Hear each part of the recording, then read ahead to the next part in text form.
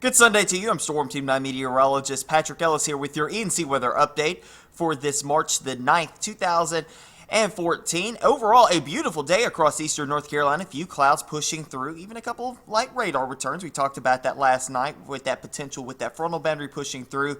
But overall, most of us staying dry. 99% of us staying dry today, and most of us staying with mostly sunny skies, if not completely sunny throughout the day. And we'll get a couple more days of this before Old Man Winter pays us another visit. We'll talk about that here in the update video. Here's a viewer photo from Cheryl Parsons. She went down to Wilmington today. She lives down in Carteret County. Went down to Wilmington to Airlie Gardens. Beautiful afternoon down there in Wilmington, and even here across eastern North Carolina, across our portion of eastern North Carolina. Beautiful day. Here's the Beaufort time lapse from today. Some alto cirrus clouds and alto cumulus clouds pushing through the area. A couple of light returns on the radar, but you can see that the clouds got a little bit too thick for the sun to poke through, but the sun eventually did come back out in full force down there in Carteret County. Beautiful day setting up for us across eastern North Carolina, and I think we get a couple more of these. Live eye camera from the Seahawk Inn and Villas looking over Onslow Bay. Beautiful evening. A few folks down there on the beaches enjoying this nice weather.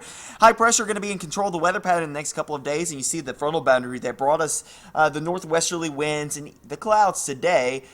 Pushing well offshore, high pressure will build in, and it's going to be our friend the next few days. The precision forecast model will take you through the overnight hours, heading out to the bus stop tomorrow morning. Upper 30s, low 40s expected, and by the afternoon, the little jacket that you take out tomorrow morning, you won't need it by the afternoon hours, as high temperatures in the upper 60s and lower 70s expected.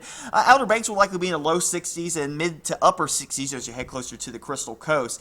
And for the evening hours, the temperatures will fall slowly and likely only fall into the mid 40s through the overnight hours of Monday. And with the warmer temperatures, now we're talking about the pollen forecast. Green and low category for mold and grass, but tree is going to be the high end category. So if you're allergic to elm, cedar, or maple, spores. That's what we're going to be dealing with over the next couple of days, and the overall forecast is going to stay in the medium to high category for pollen, unfortunately. So now we're starting to get into that part of the season. Now we're getting a little further away from winter weather. Now we're talking about spring weather, which comes with severe weather and also the pollen, and also warmer temperatures as well. High pressure will stay in control, but as it pushes off towards the east, the moisture will return back into the region. And we've been talking about this the last couple of days.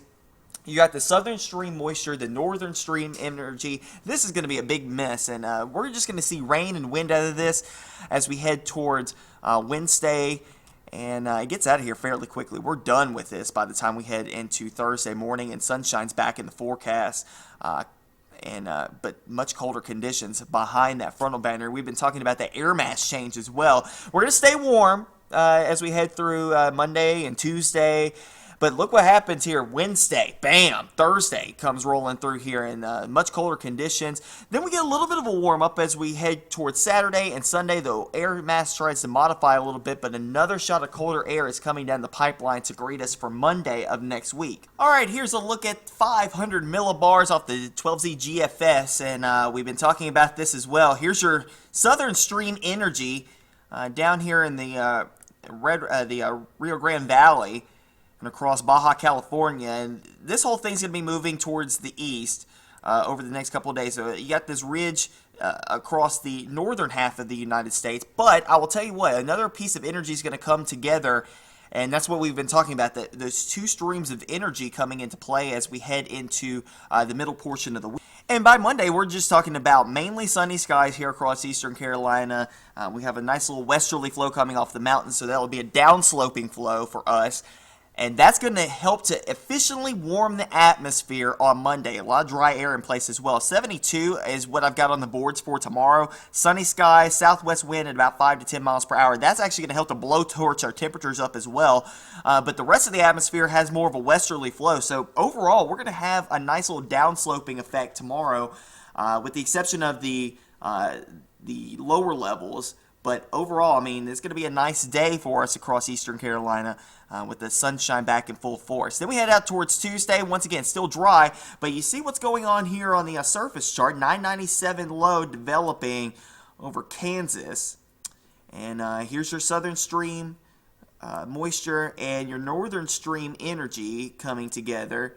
You'll see that here on the 500 millibar chart. And there's your energy coming across the northern plains. And this southern stream energy is basically going to get absorbed by this northern stream energy. All of that's going to get shunted up towards the north and just kind of bring it off towards the east as we head towards Wednesday. You see that here. I mean, the southern stream energy is gone pretty much, with the exception of a little shortwave, but all the energy gets pulled up towards the north into this northern stream system by Wednesday afternoon. And out ahead of that, there's your 988 low, basically over Baltimore and Washington, D.C., Wednesday afternoon. Lots of rain here across eastern Carolina, but look at the winds. I mean, look at the pressure gradient. I mean, basically, the southern edge of this is 1,000 millibars. And by the time you get to the Virginia State border, it's 994 millibars. So this is going to be a pretty windy event again, but not as much rain as what we saw on last Friday. And we're going to be warmer as well. Look at the thickness values. The 558 line well north of us, way up there into the D.C. area. But behind this is all snow up here. This is all going to be snow, and it's really going to be dependent for them, the track and low, and the track and low for them is going to be really 25 miles either way, especially for places like Boston, New York City. Those places are going to be on that line of teetering back and forth. It looks like it's likely going to start off as a rain event for them and then change over to snow. But for us, it's just an all-rain deal, and temperatures that day will likely make it to the mid-60s before slamming down, because you see that 540 line coming well south towards Memphis, Tennessee by Wednesday afternoon.